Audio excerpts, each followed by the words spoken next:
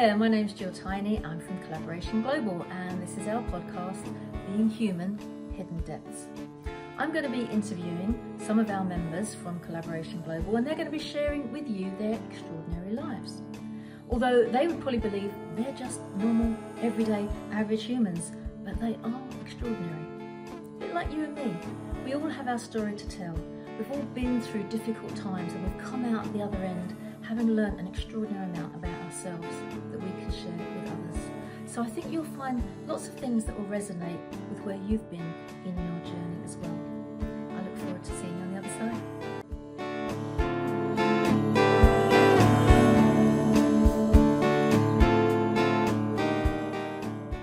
Hello and welcome to the podcast Being Human, Hidden Depths by Collaboration Global. And my name is Jill Tiny. I'm very pleased to say, at extremely short notice, the amazing I always keep going Walter first, Harald Walter Azmann is with us today, one of our new members at Collaboration Global. But he is so much more than that. We are in partnership. We are intrinsically linked in a joint soul mission for the world. Can't get much bigger than that, really, can we, Harald? Harald, welcome to the podcast. Lovely to have you here. Thank you for inviting me. You're very welcome. A lovely sunny yellow top Harold's got on. It's like sunshine personified in a very grey November day in the UK. So please do go and have a look at the YouTube channel if you're listening to this online, because you can see for yourself this bright and breezy gentleman sitting in front of me. I love the fact that I have got the chance to interrogate the man who has been inviting the world to speak. You are the CEO, founder of the World Mental Health Forum. And as such, you have been putting on amazing events for several years now, and you invite people to come along and get involved. Now, many people have heard your story of why you've set up the World Mental Health Forum. People can kind of guess that it is something that's very dear to your heart. But I want to kind of step back a little bit from those stories for the moment and just focus on Harald the man. Harald, who's probably spent a lot of his life in the corporate world. I know nothing about your past work history. I know nothing about your passions or your hobbies. I know nothing about the boy that was Harald at 7 years of age. What did he want to do? Were you going to be a world famous footballer? Were you going to be an inventor? Were you going to change the world, or were you just happy playing about with your siblings? So my first question to you, Harald, today is, what was that 7-year-old boy like when life had yet to hit him in full force? How did that feel? What was your happiest memory?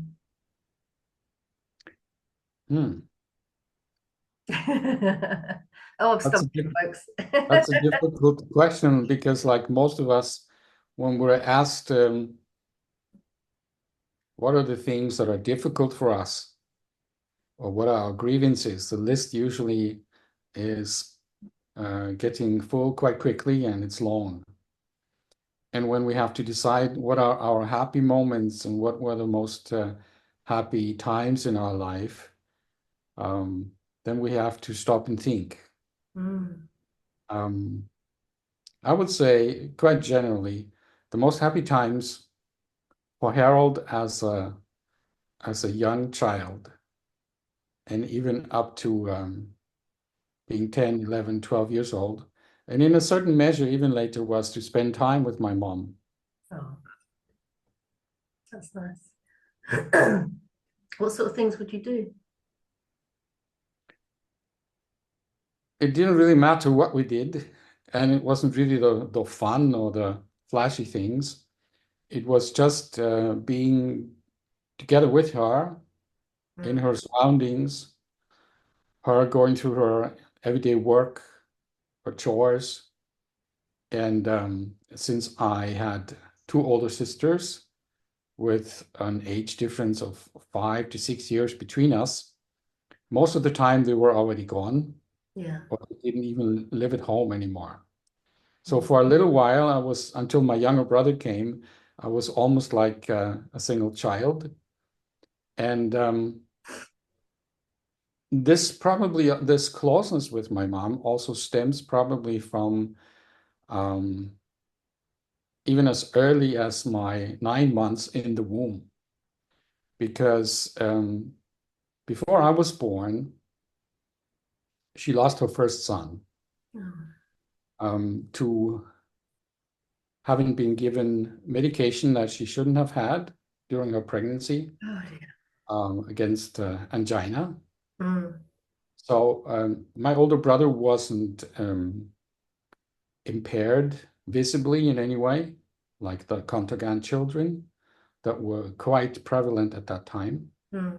especially in Germany, but also in Britain. Yeah. Um, but he never quite learned how to properly speak, let alone walk, and just not showing the normal signs of the development. Yeah. And my mother was counseled to put him into a children's home, Oof. quite a distance away from That's- where we live. Yeah. And she always had the feeling that if she did that, that she would in some way regret it later.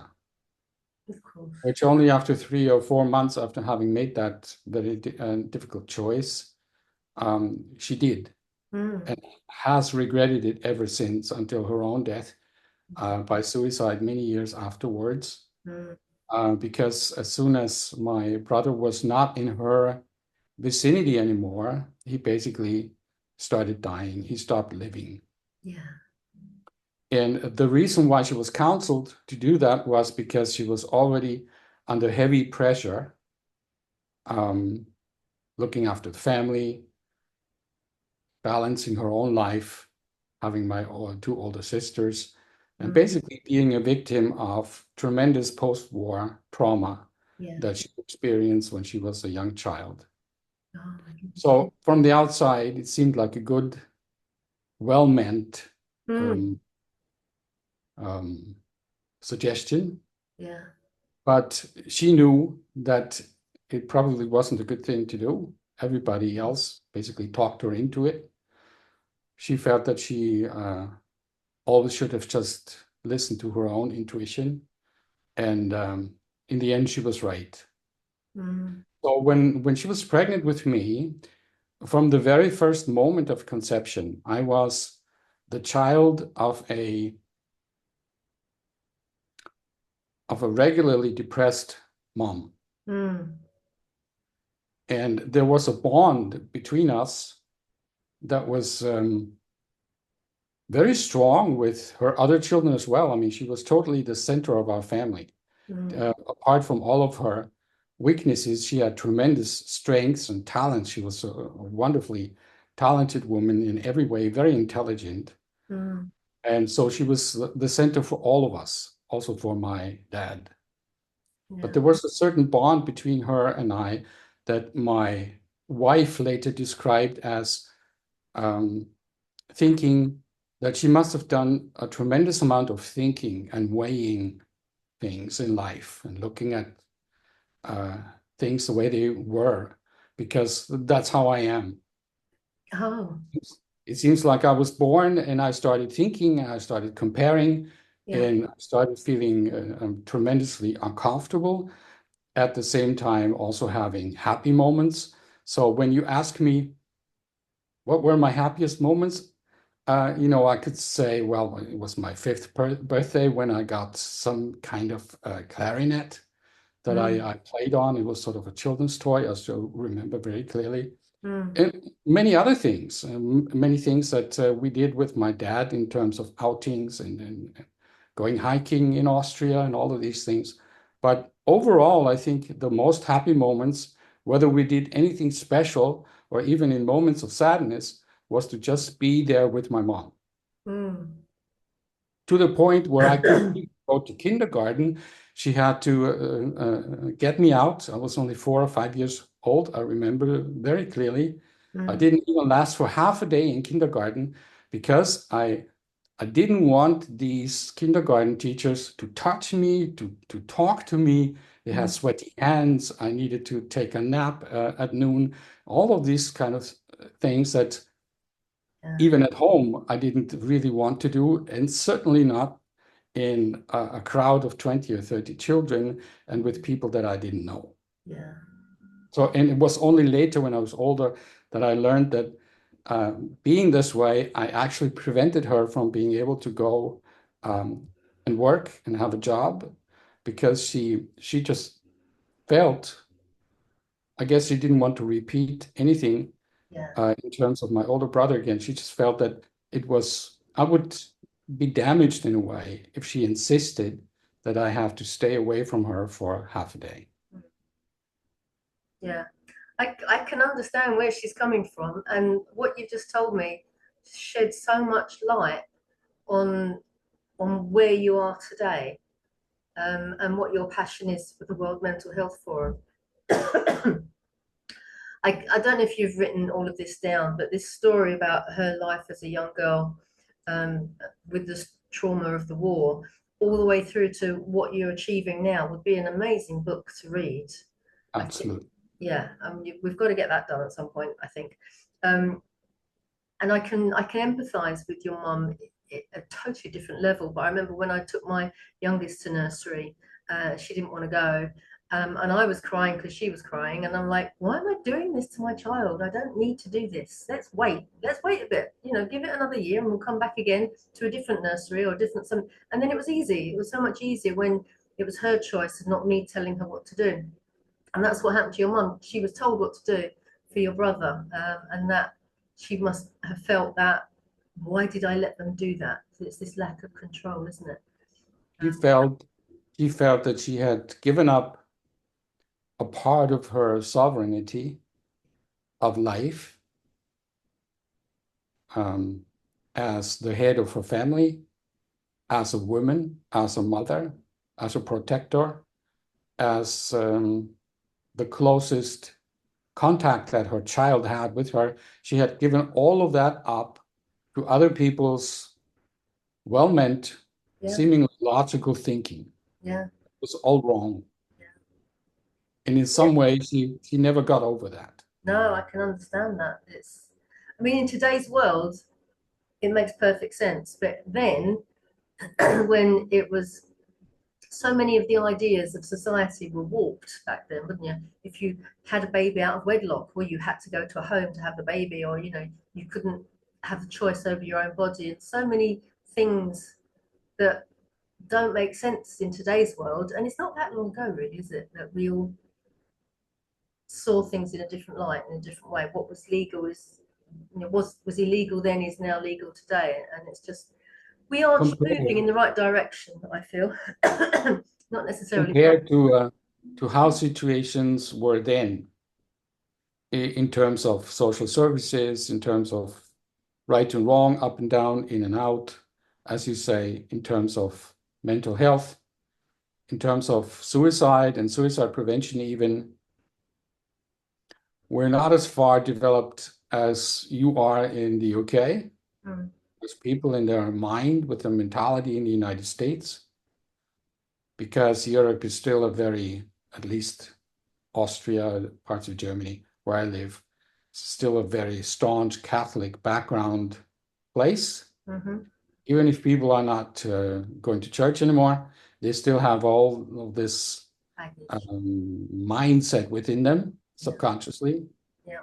But compared to what it was like in the 60s, uh, we really have come out of the Stone Age to where we are today, That's true. totally in every aspect. So when you were younger and you had this amazing relationship with your mum, I can just imagine it. I can just imagine what it's like, just doing everyday sort of things. I remember with my mum doing the chores, I'd be washing my Dolly's clothes and putting them through the mangle while she was washing our clothes and putting them through the mangle. You're doing things side by side with your mum. It had this unity there as well. Um, did you have ambition when you were a little boy? Apart from hanging out with mum, was there kind of like, I want to be the best footballer in the world, or did you have a big vision for yourself back then? Did you feel like you could conquer anything you chose? Absolutely. I mean, I wasn't a girly boy at all. So, wanting to spend time with her and being in her surroundings doesn't mean that in some way I grew up like a Oh, sissy child. She worked at home uh, because she couldn't take up a job because of me, but she did work at home, and she was a very good knitter, and she made dresses and other stuff, not only for the family in order to save money, but also for other people. mm. And we had a neighbor just next door. She was actually a master tailor. She was getting together with three or four of her women neighbors um, ever so often, and together they would be working on all sorts of different and tricky and new things. And so she would always learn new things. Lovely. Um, I would be sitting on the table, just like the little dwarf in a German fairy tale, and I would be knitting and I would be sewing and I would be doing all the things that she was doing. And it was only later that I learned that my grandfather, her, well, granduncle, her uncle actually was a master tailor, and the other one was a master shoemaker. Wow. So, so that sort of was all very natural in my genes. Mm. But the most remarkable thing to me always was that we lived at the outskirts of a medium-sized city, Hmm. much like in the UK, where behind the house the fields are already starting, and you have the horses there, and you have the sheep, and you have the cows and so forth. That's what it was like where we lived.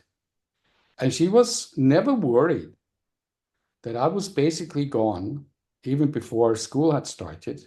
I was gone for 6, 7, 8 hours, either alone or with my friends. And we had this tremendous range of nature that we had all sorts of adventures in. Mm. Sometimes um, more or less potentially dangerous uh, things happened, but Mm. nothing ever really serious. And sometimes she didn't even learn about it because after 3 or 4 hours, you know what it's like in a child's life, that's already gone and forgotten. Yeah. Yeah. So, and I would always bring her flowers. During the time of the year when there were wildflowers, I would always be mindful of picking a couple of flowers and bringing them home. That was sort of um, a custom. Yeah. That's But to lovely. this day, because I've never been like that with my children, I would have worried. Yeah. She was never worried. All she wanted is that I'll be home by the time we have dinner. Yeah. And Yeah. basically, most of the neighbors were the same. You know, you could always hear hear the mothers yelling through the evening Mhm. air, dinner's ready, come home, and every child basically dropped whatever they were doing and Yeah. off they went and Yeah. went home. So I also had a very adventurous and a very down-to-earth childhood that gave me a lot of capabilities in terms of handiwork and in I was terms of just going to being out in say, nature yeah, and I mean, doing. you turned out to be very practical, didn't you? So you were looking after yourself, you were independent, you were practical. So what does a kid do when he comes out of school with or without qualifications? Where did you go to work? Did you get a dream job or did you just do what everybody else did and worked in the factory, or what was your first job? I found out when I was 12 or 13 that I was a pretty good photographer. I had a very good eye. Mm. And I was always interested, I guess it's not surprising, in people photography. Architecture as well, especially old architecture, like Mm. iron bridges and rail tracks in places that gave you some kind of feeling of times past. Yeah. You got that in So, Austria, haven't you? so having, you know, if at that time I would have had the opportunity to basically just walk the British track system and take pictures, I would have been probably the happiest person in the world, because there's so much history that speaks from these old tracks and the old train stations and all of that. But mostly it was people. And that's where my dad came in. He was also a very, let's say, liberal and straightforward person. Mhm. If he felt that I or his children wanted to do something, he would say, "Go ahead, you'll see what you will see." Mm. And if he could help along the way, he would. So at a very young age, I got a very expensive SLR camera Mhm. from a shop where he knew the owner, and the owner gave me a real good introduction into what was probably the best for me. It happened to be a Canon AE1, one of the first and most beautiful cameras then in terms of SLRs. Mm. And I didn't have to pay it all at once, so I could pay it off with my pocket money. And that was really nice, because I think it took me about 2 years to pay the camera. Oh my goodness. But every time I went to the shop, that was never the subject. The subject never was, well, when are you going to pay your camera? And it's interesting that to this day, I remember the generosity and the being taken serious by a grown-up that this shop owner gave me. He really gave me a gift. He made me feel comfortable Mm. in a grown-up world, even though I was only 13 or 14. Yeah, yeah, that is amazing. So many people don't realize that how you treat young children or young people will have that impact on them. I remember talking to an 8-year-old once, and she said to me, she looked up at me as we were walking along the road. She said, "You're very good with children, aren't you, Jill?" I said, "Oh," I think I'm just interested in people, and it's just how people perceive you when you have those conversations. And what he didn't realize when he was supporting you, he was pretty interested to see what you were going to do with the camera and how it's going to work out. But he was giving you confidence just to be able to go, "Look, I believe in you. Here's the camera to prove it. Pay me when you're ready. But let's show me what you can do." So he had faith in you.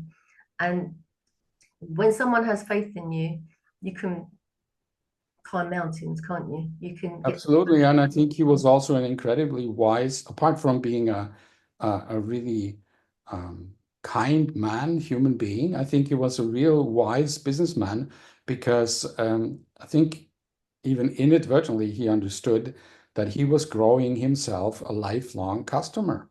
Yeah, yeah, loyalty, I mean, customer loyalty, right why there. would I go to any other shop to buy films and batteries and whatnot? The whole thing tends to be quite extensive if you really get into it. It makes sense that you will keep returning time and time again to the same place where you are receiving such wonderful service, not only technically, but as a human person. Mm. A couple of years forward, I started realizing when I was 15 or 16 that I tended to obviously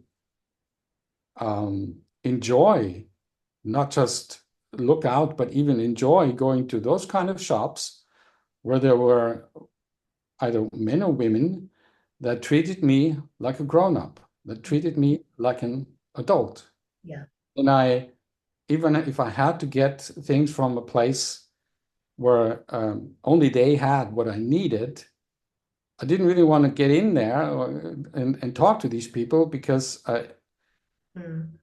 even before we were talking about what I needed, they already gave me the feeling that I wasn't quite on the same level, and that they were not treating me on eye level. And I was always very sensitive to that. But I think every teenager is.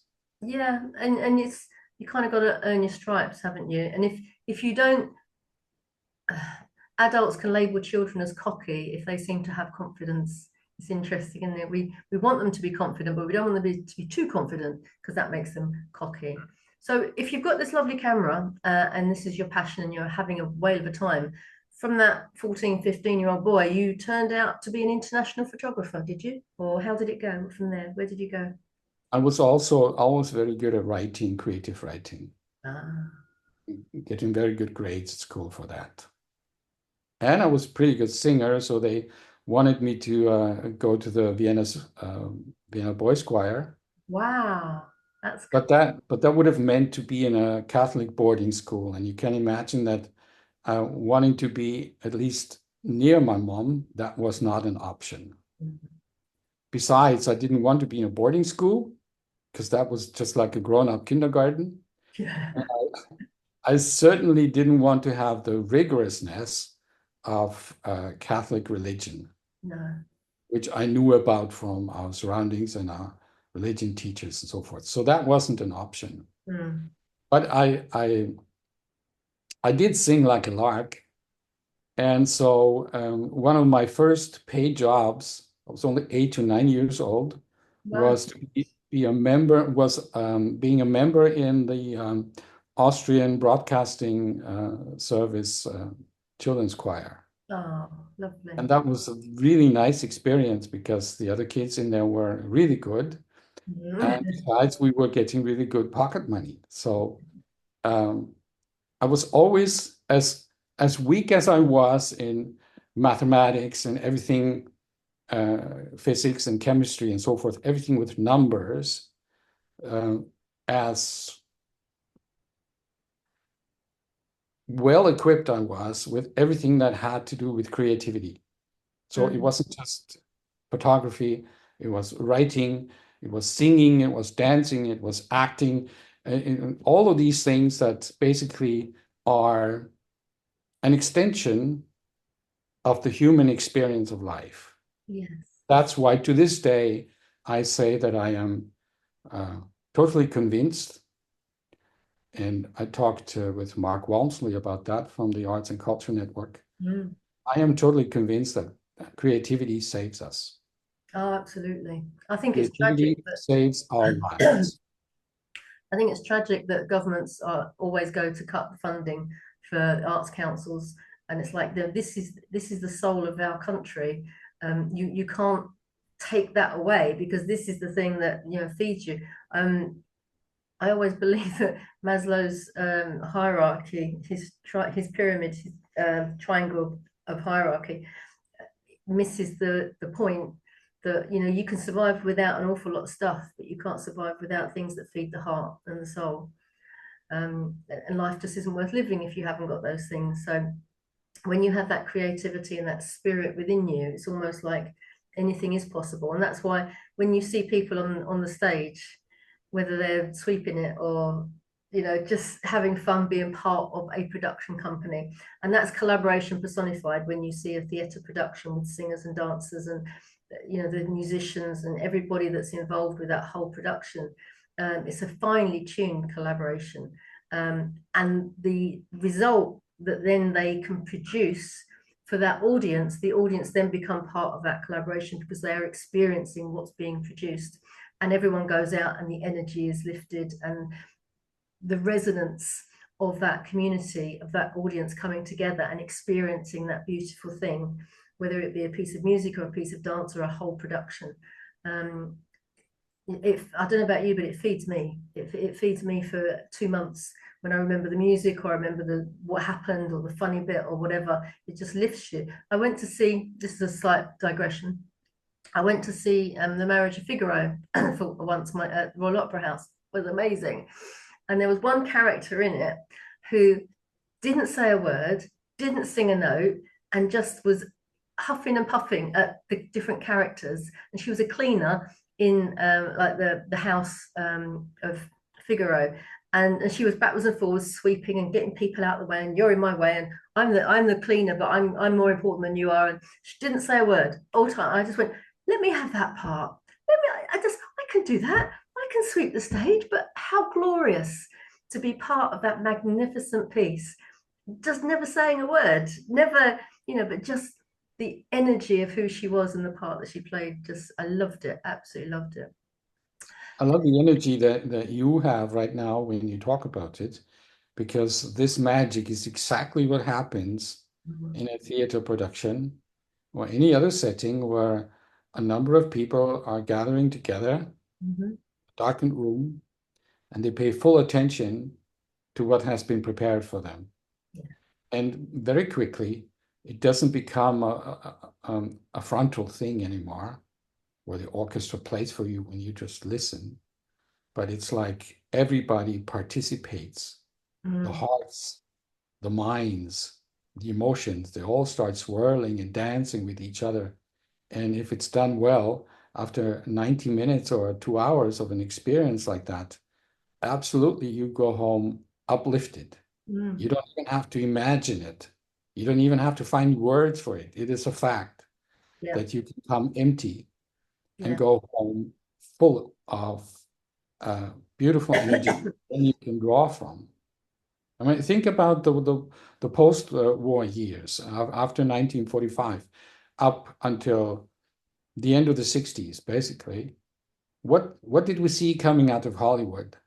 It was all just encouraging and Mm. start singing and start working and you know believe in the future and buy your cars and buy your washing machines and so forth. It was a huge propaganda machine to and not in a bad way necessarily, Yeah. to motivate people Lift the to continue spirits. with life. Yeah. Yeah, for And sure. art can do that. Every form of it, absolutely every form, whether it's a piece of sculpture, a painting on a wall, a piece of music, whatever it happens to be. And people that can do that and create that are amazing. And we should be encouraging that more rather than saying, no, you can't have that budget. And unless you sell that piece, you can't earn any income. And it's just so um, fickle. It's such a fickle industry to be part of. So let's It's fast forward. exactly which is exactly our message. You know, once a year at the World Mental Health Forum, we have a conference for 7 to 8 days Yeah. where we invite everyone who thinks that they need to say something about mental health and well-being to share their thoughts and motivations with the world, not in terms of right and wrong, but in terms of what they feel needs to be part of the conversation. Hmm. And we're also always saying, don't just let's not just talk about it. We want to sing it and dance it and sail it and surf it. And we want to swim it and play it. We want to do everything that is possible that mm, the human being has been blessed with, because we have all of these different forms of expression. It's not just well, especially it's not being silent and dumbfounded, but it's not just finding the right kind of words, but it's also finding the right kind of music and the right kind of lyrics and the right kind of colors to paint it. Hmm. If you're anything like me, and I think you are, when you are when you feel a heavy burden and you feel like life is really too much and you just can't go on, it's much harder to be silent about it for several days because you know that nobody wants to know. And even if you were finding the right kind of words, which is sometimes very difficult because language is limited, nobody would want to listen anyway, or they would just patiently listen for a few sentences and then give you the feeling to, you know, it's time to no longer impose on them. But as soon as you can speak about it, even write about it in a social media post, you feel better already, only because you were able to express it. Hmm. Absolutely. And that was part of what was really interesting. I found, having taken part in the last year's, or rather this year's, Mental Health Forum summit, is that everyone that I've spoken to that did take part, we were taking part in order to help other people. That was like, how can we help them? What can we do? What can we create? What can we bring together? And everyone that did contribute probably got the same, if not more, out of it for themselves than they anticipated going in. They thought they were doing a good thing to go in and share and talk about it, or do a dance or a poem or something, and a performance. But the resonance that they got back from realizing that we're all in this together, because we've all been there, we've all had some kind of hurt in our life, or know somebody that's gone through some sort of trauma. And by participating, it's almost like we were self-healing as well at the same time. It was a very humbling experience to be part of it. At Collaboration Global, we had a few, I think there was 6 or 8, I think it was 8 of us, got together for what I called a fireside chat. And whilst we didn't want to dwell on the awful things that had affected us over the years, we were looking at how we came out of that kind of being stuck in the mud and not knowing what to do. And each person had a different way of dealing with it. And each person had a different experience. And each person connected back again as they were talking about it to the pain that they were suffering then. And you could feel the emotion through the screen. And you could just understand that, oh my goodness, they've been through what I've been through, or I understand what that must have felt like, or that was what my friend went through. And this is how they got out of it. And this is where they And got. it was so impressive and gratifying to watch you all do this, because as you said, you could have dwelled on the reason for that conversation, but you didn't. You only used that as a foundation to talk about what did you make of it and what do you intend to make of it in the future.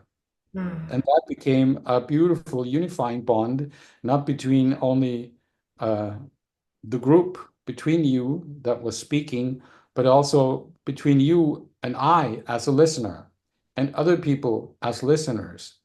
It became, like we just said, almost like a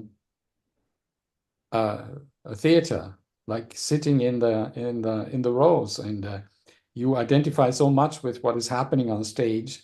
After a while, the stage becomes part of you, and you are on the stage. And what's interesting, towards the end, I think there was this acknowledgement and recognition that what they had been through had shaped their life, as it does with everybody, but also they all had worked out their businesses, what their purpose was, what their vision was, what their mission was, what they aimed to do. And I think every person was able to string that back to part of, or the actual thing that had happened to them, whether when they were a child, teenager, even as an adult, things that had come to them. They were now utilizing that, even if it was unconsciously, into what they were doing as a day-to-day job in order to help other people not go through what they went through. And it was the same with me. If we backtrack a little bit towards 17 and a half, 18 years old, I had the opportunity to visit friends of ours in the United States and live there, finish high school, and then go on to university. And I thought I would be something like a photojournalist and working on beautiful high gloss documentations of the human experience, basically, because that has always interested me. But then I found that there is something exciting there that I didn't know about, because at the time you could do that in Austria. And that was, I could actually study motion picture and television production. Wow. And the moment I went into that TV studio, very professional, even though it was run by students and professors, I had this incredible déjà vu experience, basically telling me I've come home. Oh, wow. I saw the heavy cameras slowly moving on the floor. I saw all the lights in the ceiling. And I saw all the people very intent on doing what they were doing. And I knew that's home. So Brilliant. for the next 40 years, that's what I did. I was a TV and film producer in Germany and Austria, Wow. mainly in children's television, but not by choice. Basically, sooner or later you have to do what you are allowed to do. But I've always been fascinated by the capacity of movies, for example, even as fantastic stories like The Lord of the Rings Yeah. or Star Wars, and avatar to present ideas and archetypal. Now I know how to talk about these things with words, but then it was more like it was just subconscious. But there's a lot of archetypal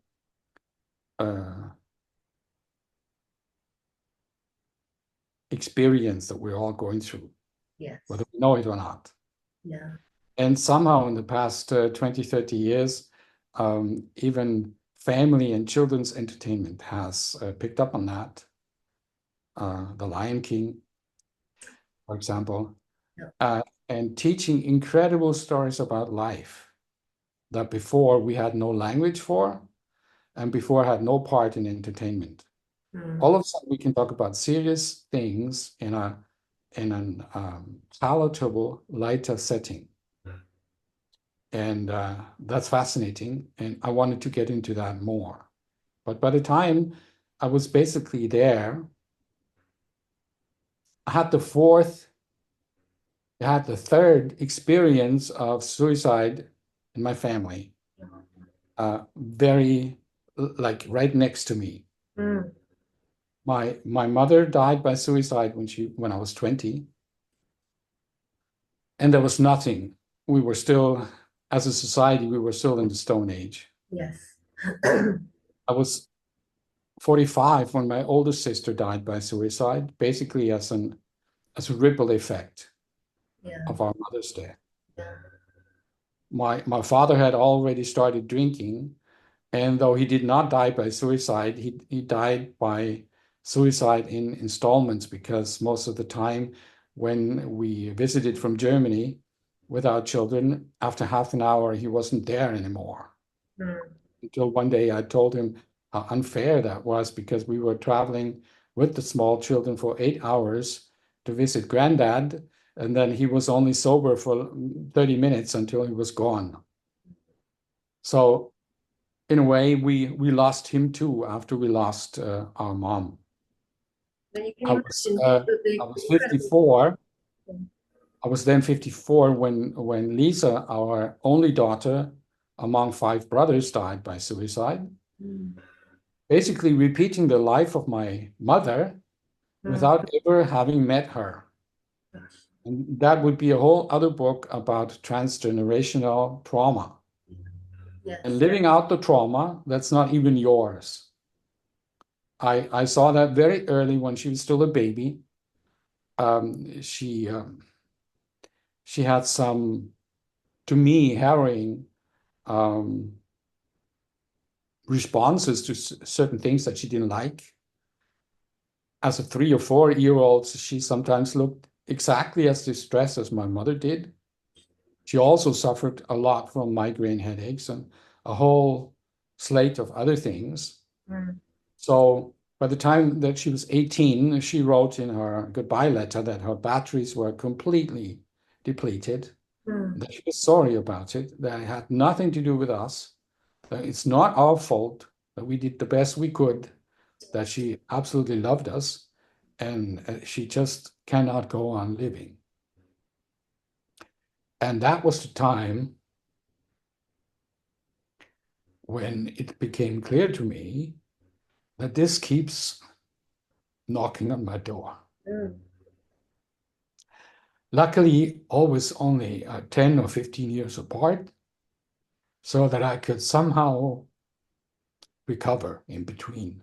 So I don't know how you did it. It's amazing. As you have asked once in one of our first conversations, how do you wrap your mind around this? Yeah. And my answer was, there are so many things to be said about it, but one thing is for sure, it's only step by step. You cannot do it in any other way. At least I couldn't. Yeah.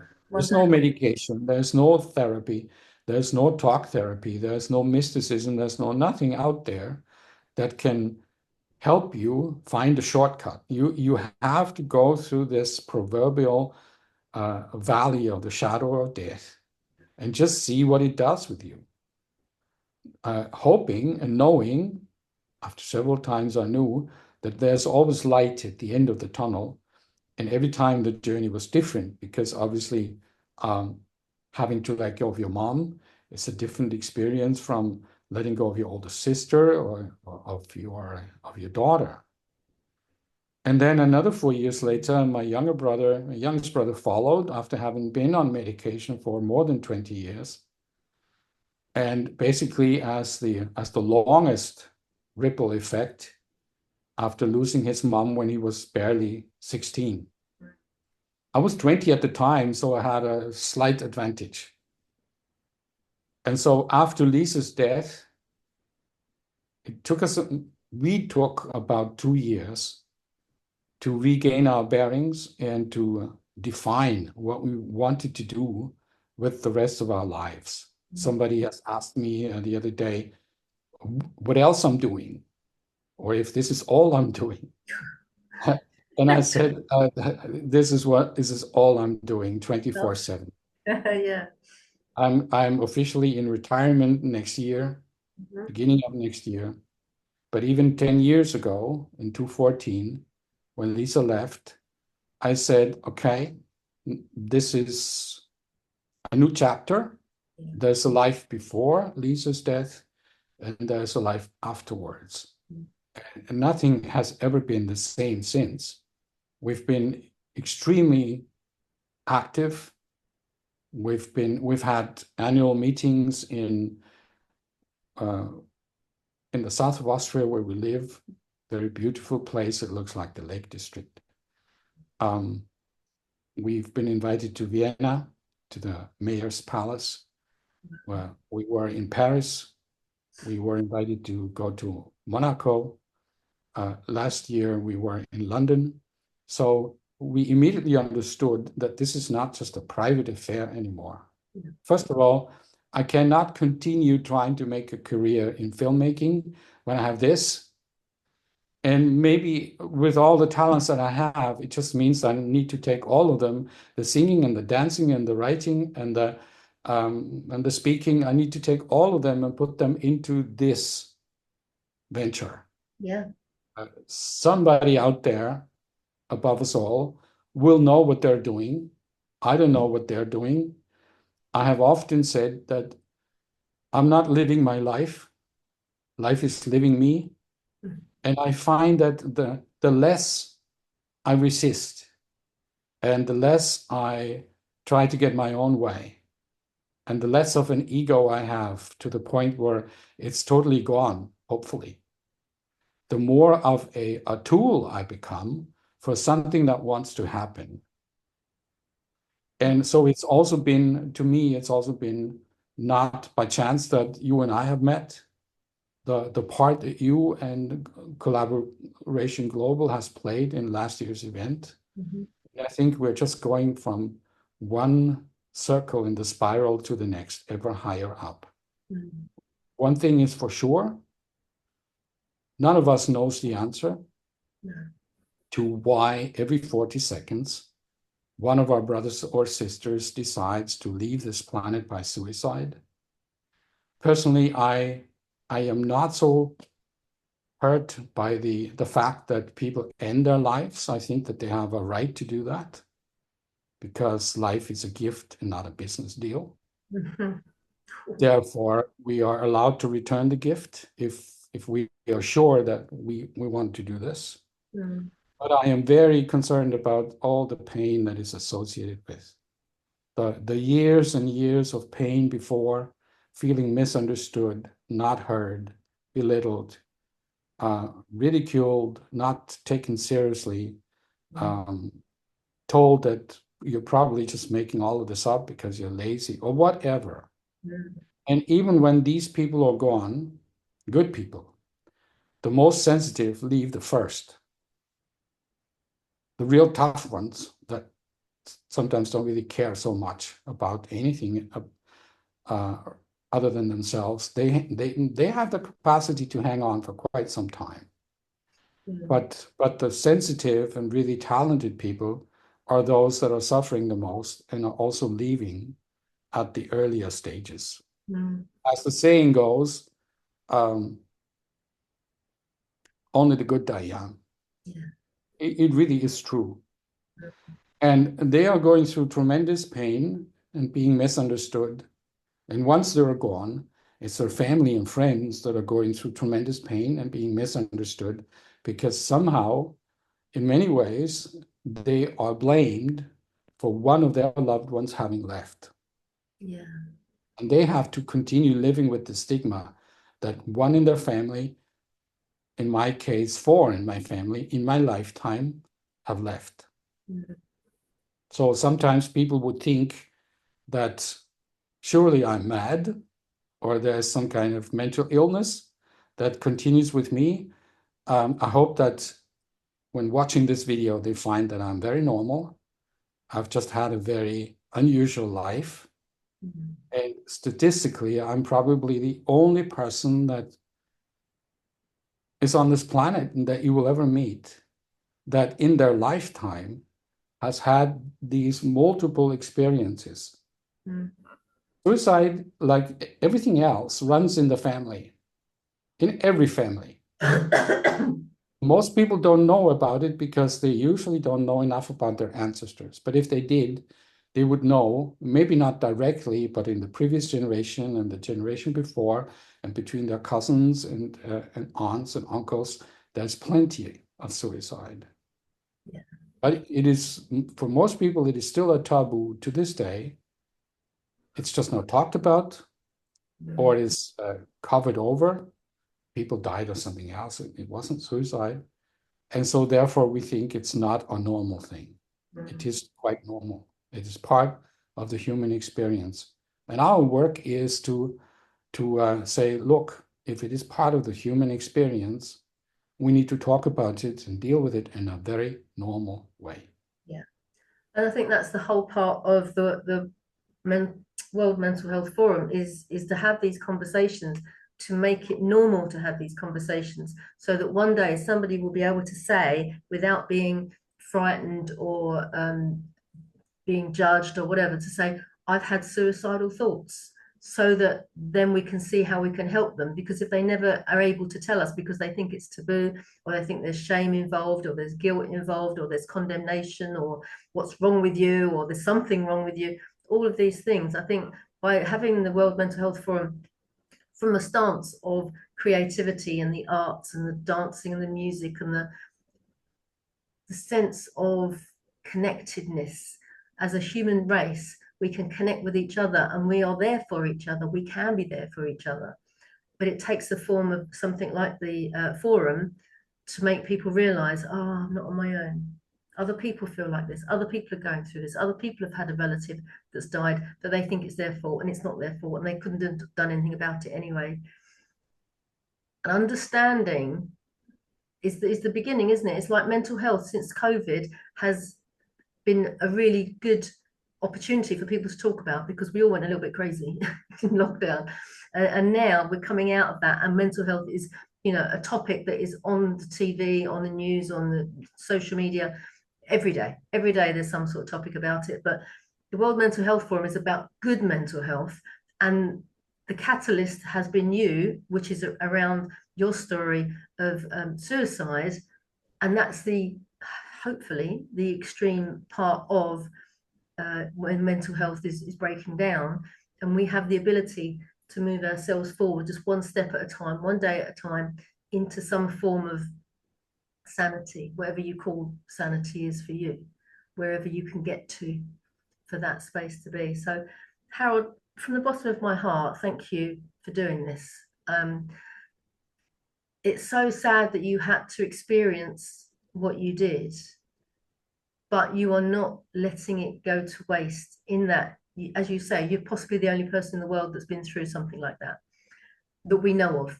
There will probably be other people sitting here listening to this going, oh, I know someone. Maybe they do.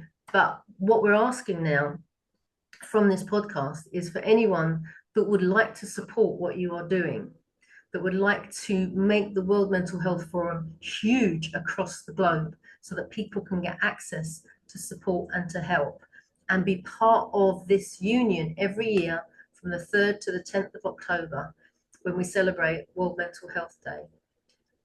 to be part of finding solutions from one extreme to the other, finding solutions from feeling a bit, yeah, don't really know why, I'm just a bit, yeah, which we all go through, down to, I think I'm suffering from depression, to just being able to talk about, I don't know what's wrong, but I need help. And putting your hands up and going, I need help, so that it's not an unusual thing. So I thank you, as I say, from the bottom of my heart that you started this. It's only in its infancy, it's only a few years old, but together we are stronger, and together we can make a difference, as are the words of Mother Teresa.